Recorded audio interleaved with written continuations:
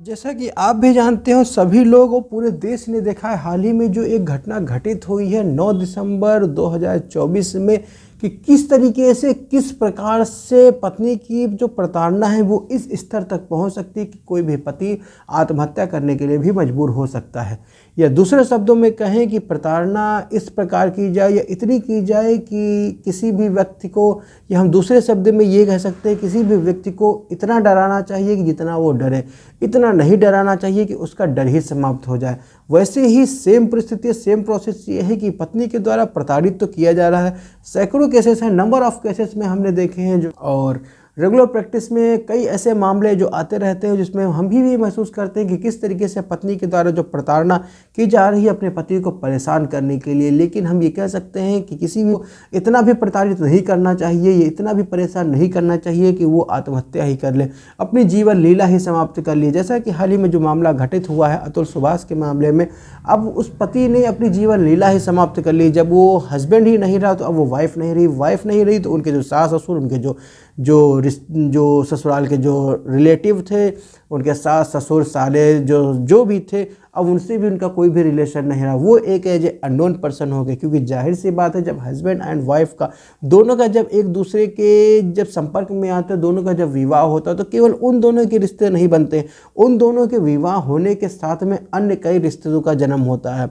अन्य कई रिश्ते डेवलप हो जाते हैं। इसी के साथ में अन्य स्थान पे या अन्य किसी जगह पे हम ये विचार कर सकते हैं या ये दे सकते हैं कि किसी भी पति को इतना भी प्रताड़ित ना कर सके या ना किया जा सके, या उसको नहीं करना चाहिए कि वो अपनी जीवन लीला ही समाप्त करे। जब वो पति ही नहीं रहेगा तो वह प्रताड़ित किससे कहेंगे। मेंटेनेंस की राशि को बढ़ाने के लिए या उसको लेने के लिए जो पत्नी परेशान रहती है, तो ऐसी स्थिति में जब पति ही नहीं रहेगा तो मेंटेनेंस राशि किससे लेंगी, किससे मेंटेनेंस क्लेम करेंगी। या डिवोर्स लेने की बात आती है तो फिर डिवोर्स मुकदमा चलाएंगे किसके विरुद्ध। तो ऐसे इस तरीके की जो परिस्थितियां सामने निकल के आती है तो किस तरीके से हमें उनसे निपटना चाहिए, क्या प्रोसेस फॉलो करना चाहिए, इसी बात पर, इन्हीं टॉपिक पे आज हम डिस्कस करेंगे इस वीडियो में। वीडियो अंत तक देखिएगा, पूरा देखिएगा, अंत तक जरूर देखिएगा। नमस्कार, मैं हूं Brajnandan, advocate and legal consultant. स्वागत है आपका एक बार और आपके अपने इस चैनल पे। और वीडियो बहुत ही इंपॉर्टेंट होने वाला है कि इसी टॉपिक पे, इसी विषय पे आज हम चर्चा करेंगे कि किस तरीके से क्या हमें अडॉप्ट करना चाहिए, क्या कोर्ट को करना चाहिए जिससे इस तरीके की जो पुनरावृत्ति वो ना हो सके। इस केस में जो अतुल सुभाष के केस में, क्योंकि जो अतुल सुभाष थे वो उनकी अच्छी खासी सैलरी थी और उसी सैलरी के आधार पे ही पत्नी को मेंटेनेंस भी मिलता रहा था, और उसी मेंटेनेंस के आधार पे उसको मेंटेनेंस मिलता भी रहता था, फिर भी उसने प्रताड़ित करना नहीं छोड़ा, जिसके आधार पे अतुल को अपनी जीवन लीला समाप्त करना उसका भी उचित लगा। तो हम बात ये कह सकते हैं कि ये जो घटना घटित हुई है ये 2024 में घटित हुई है, लेकिन इसके साथ में कई ऐसे जजमेंट, कई ऐसे लीगल रेमेडी, कई ऐसे लीगल जो सॉल्यूशन अवेलेबल हैं जिनसे आप वो अप्लाई करके आप अपने केस को मजबूती से लड़ सकते हैं, कंटेस्ट कर सकते हैं। क्योंकि फर्जी मुकदमे पत्नी के द्वारा प्रस्तुत जो किए जाते हैं वो किसी तरीके से कोई बहुत बड़ी तोप नहीं है, कोई बहुत बड़ा मामला नहीं है। सैकड़ों मामले ऐसे पेंडिंग हुए हैं। ज़्यादातर मामले जो फर्जी केसेस के जो पेंडिंग हुए तो उन्हीं के सारे मामलों में अगर जो सारे पति अगर जो सुसाइड करने लगे, आत्महत्या करने लगे, तो संसार से पति शब्द ही विलुप्त हो जाएगा। तो इस सब से बचने के लिए 2021 में माननीय उच्चतम न्यायालय ने पहले ही प्रतिपादित कर दिया था कि किस तरीके से क्या क्या हमें टॉपिक, जो माननीय जो निचली अदालतें उनको किस किस टॉपिक पर उनको विचार करना चाहिए, क्या क्या विषय उनको लेकर चलना है, जिससे उनको निर्णय देने में या निर्णय देते समय अपने निर्णय में ये सब सारी चीज़ें को डिस्क्लोज करेंगे, उनके आधार लिखेंगे कि इस आधार पे हमने इतना जो इंटरिम की राशि बनाई है और इसी के आधार पे हमने आगे के जो मुकदमों में क्या मेंटेनेंस मिलना चाहिए, कितना मिलना चाहिए, इसी के आधार पे हमने उसको निर्धारित किया है। तो सर्वप्रथम सबसे पहले माननीय उच्चतम न्यायालय की जो गाइडलाइन है कि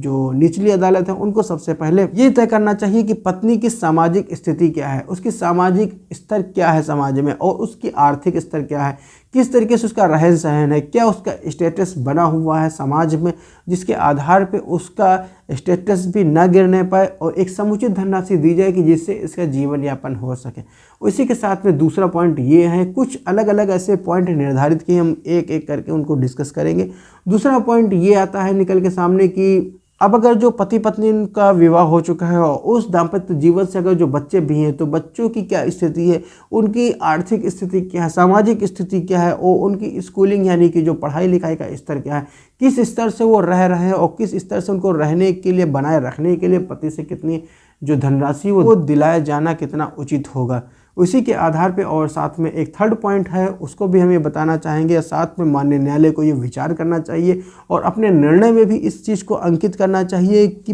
पति या पत्नी उनकी क्या शैक्षिक योग्यता है या उनकी आर्थिक योग्यता क्या है, किस स्तर से या किस लेवल पे उनका रहन सहन है, क्या आधार उनके द्वारा प्रतिपादित किया गया है, किस आधार से वो अपने जो रिलेशन है वो उनको निपटा रहे थे या अब तक निपटाते चले आ रहे हैं। तो ये सब सारे दृष्टिकोण को ध्यान में रखते हुए माननीय न्यायालय को जो मेंटेनेंस की राशि को निर्धारित करना चाहिए। और इसी के साथ में एक फोर्थ पॉइंट और माननीय उच्चतम न्यायालय ने निर्धारित किया है कि पति पत्नी की दोनों की आय कितनी थी, अगर जो वो नौकरी कर रहे थे या नहीं कर रहे थे, क्योंकि कई मामलों में माननीय उच्चतम न्यायालय ने यह भी निर्धारित किया है कि अगर जो कोई पत्नी अगर जो कहीं काम नहीं भी कर रही है फिर भी वो एक बेसिक पे की हकदार अवश्य रहती है, क्योंकि अगर जो बेसिक जो पे है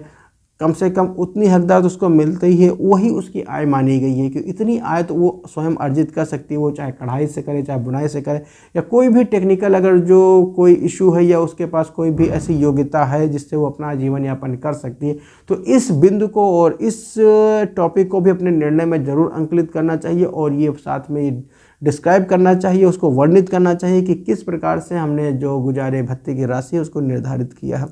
बात करते हैं इसी के फिफ्थ पॉइंट पे। फिफ्थ पॉइंट माननीय उच्चतम न्यायालय ने यह निर्धारित किया है कि माननीय जो लोअर कोर्ट है, जो निचली अदालत है, उनको एक चीज़ अवश्य विचार करना चाहिए। पत्नी का अब तक जो विवाद होता आ रहा था, तो पत्नी का विवाद होने से पहले उसका सामाजिक स्तर क्या था, या दूसरे शब्दों में कहें उसका रहन सहन कैसा था, वो क्या अपने घर ससुराल में किस स्तर से वो जीवन यापन कर रही थी,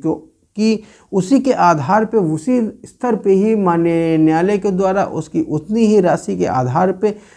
वो इंटरिम की राशि या वो गुजारे भत्ते की राशि उसको आवंटित करनी चाहिए, दिलाई देना चाहिए, कि जिससे जो विवाद से पहले जो ससुराल में उसका जो स्टेटस बना हुआ था वो स्टेटस बना रहे। और एक बहुत ही इम्पॉर्टेंट पॉइंट इसके साथ में भी माननीय उच्चतम न्यायालय ने निर्धारित किया है कि सभी निचली अदालत अपने निर्णय में इस चीज़ को अवश्य लिखेंगे अगर उनके प्रकाश में आता है कि क्या पत्नी के द्वारा अपने जीवन यापन में या अपने दाम्पत्य जीवन को बचाने के लिए या उसको किसी तरीके से मेंटेन करने के लिए अगर जो नौकरी करती थी तो क्या अपने जीवन यापन या अपने दाम्पत्य जीवन के जिससे कि ये रिश्ते ना टूटे, तो इसके आधार पे क्या उसने अपनी नौकरी छोड़ी, क्या कोई उसने बलिदान दिया। अगर जो इस तरीके का कोई भी फैक्ट अगर जो किसी भी मामले में अगर जो निकल के आता है तो निचली अदालतों को अपने निर्णय में इसको जरूर अंकुलित करना चाहिए। बात करते हैं एक और नेक्स्ट पॉइंट पे, जो कि एक सेवेंथ पॉइंट इस प्रकार है कि माननीय जो उच्चतम न्यायालय द्वारा जो निर्धारित किया गया है कि जो लोअर कोर्ट है वो इस बात का अवश्य ध्यान रखे, कोई भी पत्नी अगर जो कोई काम नहीं कर रही है, अगर जो घर में बैठी रही है, वो उसके दोनों के बीच में यानी कि पत्नी और पति के बीच में कोई अगर जो विवाद उत्पन्न हो गया है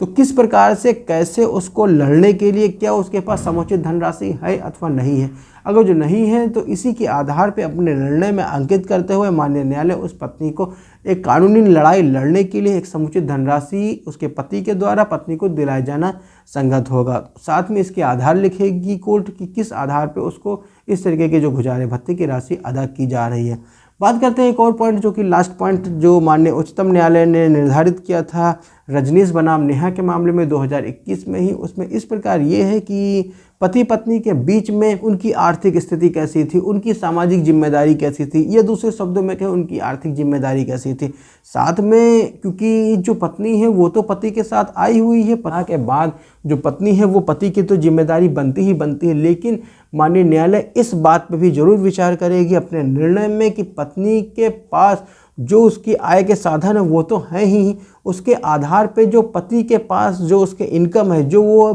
कमा रहा है उसके साथ में पत्नी को जो वो भरण पोषण देगा ही देगा, उसके साथ में अन्य उसकी जिम्मेदारियां क्या हैं। हो सकता है माता पिता का जो उनका सेवा करने का भाव या उनकी दवाइयों का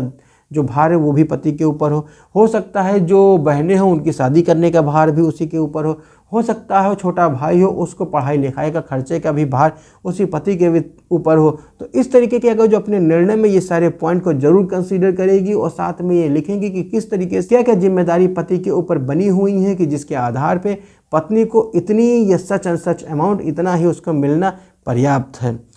और इसी के आधार पे माननीय न्यायालय उसको गुजारा भत्ते की राशि इस प्रकार उसको निर्धारित करेगी। और आज के वीडियो इतना ही है, मिलते किसी और एक वीडियो में एक नए विषय पर जानकारी के लिए और एक नए विषय पर चर्चा करेंगे। और अगर जो आपकी भी कोई क्वेरी है कोई जिज्ञासा है तो आप हमसे संपर्क कर सकते हैं आप। और आज का वीडियो यहीं तक है, इतना ही है। और हाँ, वीडियो अंत तक देखने के लिए प्रेम पूर्वक धन्यवाद। जय हिंद।